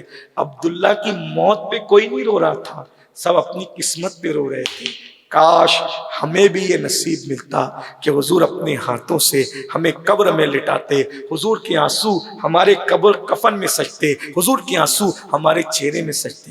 لیکن علامہ ارشد القادری رحمۃ اللہ علیہ اس نتیجے پر پہنچے کہ لوگ کہتے ہیں قبر میں حضور آئیں گے، کہتے ہیں ارے نادان حضور کا وفادار بن جا، تجھے بعد میں اتارا جائے گا، حضور تیرے اتارے جانے سے پہلے قبر میں تشریف لائیں گے، اور جب قبر میں تشریف لائیں گے تو قبر میں لہرائیں گے تا حشر چشمے نور کے جلوہ فرما ہوگی، جب طلعت رسول اللہ کی باپ جہاں بیٹے سے بھاگے آ کہہ کے بلاتے یہ ہیں، باپ جہاں بیٹے سے بھاگے اور لطف وہاں فرماتے یہ ہیں، ماں جب اکلوتے کو چھوڑے آ کہہ کے بلاتے یہ ہیں، اور پھر بندے کو مرقد میں تھپک کر میٹھی نیند سلاتے یہ ہیں۔ جب ماں تھپکیاں دیتی تھی اپنی گود میں تو اتنے سکون کی نیند آتی تھی، جب نبی تھپکیاں دیں گے قبر میں تو کتنے سکون کی نیند آئے گی۔ تو پھر یہی آواز آتی ہے میں مروں تو میرے مولا، یہ ملائکہ سے کہہ دے کوئی اس کو مت جگانا، ابھی آنکھ لگ گئی ہے، کیوں؟ کیونکہ تیرے دامن کرم میں جسے نیند آ گئی ہے جو فنا نہ ہوگی ایسی اسے زندگی ملی ہے۔ آئیے نا ہم نے سب سے عشق کیا، ایک بار ہم حضور سے بھی سچا عشق کر کے، نعرے والا نہیں، ناولوں والا نہیں، زبان والا نہیں، وہ عشق کریں، وہ عشق کریں جو عشق کی نشانی ہے۔ عشق کی 3 کم سے کم نشانی ہے۔ نمبر 1، جس کو جس سے عشق ہوتا ہے وہ اس کی پیروی کرتا ہے، اتباع کرتا ہے۔ نمبر 2، جس کو جس سے عشق ہوتا ہے وہ اس کا ذکر کثرت سے کرتا ہے۔ نمبر 3، جس کو جس سے عشق ہوتا ہے اس کو جو ناپسند ہوتا ہے وہ اس کو چھوڑ دیتا ہے۔ اگر ہمیں بھی نبی سے عشق ہے، جو چیز حضور کو ناپسند ہے چھوڑ دیجیے، یہ عشق کی نشانی ہے۔ اور اگر ہم نہیں چھوڑ سکتے تو پھر سوچئے عبداللہ نے اپنی ماں کو چھوڑا، جب ماں جیسی چیز عشق میں چھوڑی جا سکتی ہے تو کیا گناہ نہیں چھوڑے جا سکتے؟ کون کیا کرتا ہے وہ خوب جانتا ہے۔ میں تو آخری بات عرض کرنے چلا تھا، مجھے بہت خوبصورت بات یاد آئی۔ لوگ کہتے ہیں کہ حضور کا دیدار، میں نے کہا حضور کا دیدار بہت آسان ہے، عشق ہو جائے نا تو حضور کا دیدار بہت آسان ہے۔ ہماری جماعت کے ایک بہت بڑے بزرگ ہیں، اور خواب میں نہیں بیداری میں بہت بڑے بزرگ ہیں جن کو دنیا سید کفایت علی کافی مراد آبادی کے نام سے جانتی ہے۔ یہ آزادی کے بہت بڑے ہیرو ہیں۔ ان کو آزادی کی جو وہ انقلاب 1857 کی پاداش میں ان کو پھانسی دی گئی۔ جب پھانسی پر ان کو لے کر کے پہنچے، پھانسی پر کے پھندے پر، تو انگریزوں نے پوچھا کہ کفایت علی تیری آخری خواہش کیا ہے؟ تو کافی مراد آبادی نے کہا کہ میری آخری خواہش یہ ہے کہ میں پوری زندگی حضور کی نعت لکھتا رہا، حضور کا ذکر کرتا رہا، سوچتا ہوں کہ دنیا سے جاتے جاتے میں نبی کی ایک نعت لکھوں، مجھے قلم لا کر کے دے دو، میں اپنے نبی کی نعت لکھنا چاہتا ہوں۔ شاعر لوگ جانتے ہیں بچے روتے ہیں تو شعر نہیں آتا، اگر کوئی دھکا دے دے تو شعر ذہن سے آ کے چلا جاتا، آمد ہوتی ہے تو سکون چاہیے۔ وہ کیسا عاشق تھا بھائی جو پھانسی کے پھندے کے پاس کھڑا ہو کر کے نعت لکھ رہا ہے، اور لیکن کوئی علم و ادب کی کوئی غلطی نہیں، یہ ادبی شاہکار ہے یہ نعت جو کافی نے پھانسی کے پھندے کے سامنے لکھی ہے۔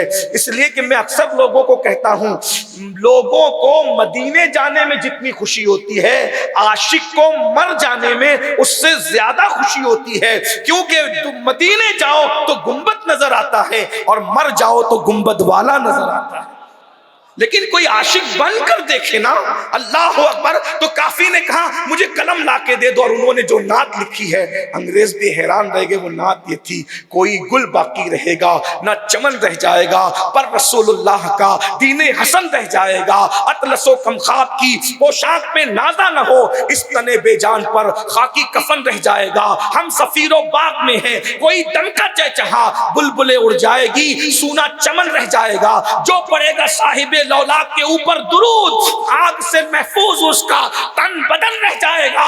اور انگریزوں کو مخاطب کرتے ہوئے کہا تھا، نام شاہان جہاں مٹ جائیں گے لیکن یہاں، نام شاہان جہاں مٹ جائیں گے لیکن یہاں، نام شاہان جہاں مٹ جائیں گے لیکن یہاں، حشر تک نام و نشان پنجتن رہ جائے گا، حشر تک نام و نشان پنجتن رہ جائے گا، اور سب فنا ہو جائیں گے کافی وہ، لیکن حشر تک نعت حضرت کا زبانوں پر سخن رہ جائے گا۔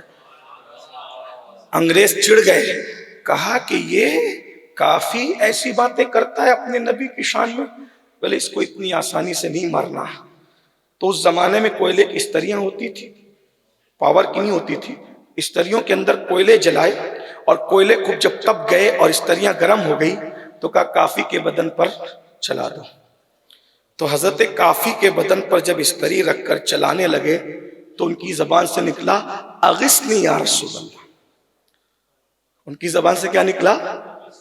حضور کو پکارنے کے لیے یقین چاہیے، واللہ وہ سن لیں گے، فریاد کو پہنچیں گے. اتنا تو ہو کوئی کہ آہ کرے دل سے. قرآن کہتا ہے کہ تمہارا تکلیف میں پڑنا میرے محبوب کو بے قرار کر دیتا ہے. لقد جاءکم رسول من انفسکم عزیز علیہ ما عنتم حریص علیکم بالمؤمنین رؤوف الرحیم. کانٹا تمہیں چبھتا ہے، درد محبوب محسوس کرتے ہیں، بے چین تم ہوتے ہو محبوب، بے قراریوں کو محسوس. عشق کر کے دیکھو، اکیلے رہو گے تو لگے گا کوئی تمہارے ساتھ ہے، رو گے تو کوئی لگے گا اپنی آستین سے کوئی تمہارے آنسوؤں کو خشک کر رہا ہے، کوئی تمہارا دل توڑے گا تو لگے گا کوئی تمہارے سینے پہ تسلی کا ہاتھ لے کر کے موجود ہے. عشق کر کے تو دیکھو، سب سے پیار کیا، ان سے ہی پیار کر کے دیکھو، ہماری جان سے زیادہ قریب ہے. النبی اولا بالمؤمنین من انفسہم. جب کافی کے بدن پر استری رکھ کر چلائی جا رہی تھی تو زبان پہ آیا اغثنی یا رسول اللہ. جیسی اغثنی یا رسول اللہ بن کر کے کہا نا تو آواز آئی میں تو تیرے سرہانے موجود ہوں، میں تو تیرے سرہانے موجود ہوں. آنکھیں کھولی تو دیکھا حضور ہیں، اور جب حضور کو دیکھا تو سارا درد بھول گئے. روتے ہوئے کہتے تھے آقا میں نے بہت دیر کر دی، آقا یا رسول اللہ میں نے بہت دیر کر دی. اگر مجھے یہ معلوم ہوتا کہ بدن پر استریاں چلانے سے آپ کی زیارت ہوتی ہے تو میں اتنی دیر نہ کرتا، یہ میں بہت پہلے کر چکا ہوتا. آپ کے دیدار کی خاطر یہ عشق والوں کا انجام ہے. کاش اللہ مجھے بھی عشق نصیب فرمائے، آپ کو بھی عشق نصیب فرمائے، اللہ ہماری نسلوں کو عشق نصیب فرمائے. بہت تفصیل ہے لیکن 3 باتوں پر عمل کر لیں، اللہ کرے دل میں محبت پیدا ہو. ایک، ان کی اتباع کریں، ان کی سنتوں پر عمل کریں. دوسرا، ان کا ذکر کثرت سے کریں. بہت کچھ نہیں آتا تو درود پڑھو، یہی تو ان کا ذکر کثرت سے. نمبر 3، جو ان کو ناپسند چھوڑ دو، جس چیز کو وہ ناپسند کرتے چھوڑ دو. انشاءاللہ پھر عشق کی وہ جوت جگے گی کہ آپ بھی محسوس کریں گے. میرے امام نے کہا تھا عشق تیرے صدقے جلنے سے چھٹے سستے، جو آگ بجھا دے گی وہ آگ لگائی ہے. خاک ہو کر عشق میں آرام سے سونا ملا، جان کی ایک سیر ہے الفت رسول اللہ کی. نکیرین کرتے ہیں تعظیم میری، فدا ہو کے تجھ پہ یہ عزت ملی ہے. ہو نہ یہ پھول تو بلبل کا ترنم بھی نہ ہو، چمن دہر میں کلیوں کا تبسم بھی نہ ہو نہ ساقی تو پھر میں بھی نہ ہو، خم بھی نہ ہو. خیمہ افلاک کا استادہ اسی نام سے ہے، نبض ہستی تپش آمادہ اسی نام سے ہے. قوت عشق سے ہر پست کو بالا کر دے، دہر میں اس میں محمد سے اجالا کر دے. ارے کی محمد سے وفا، تو نے تو ہم تیرے ہیں، یہ جہاں چیز ہے کیا لوح و قلم تیرے ہیں. استغفر اللہ، لا الہ الا اللہ محمد رسول اللہ، وما علینا الا البلاغ. السلام علیکم ورحمۃ اللہ وبرکاتہ.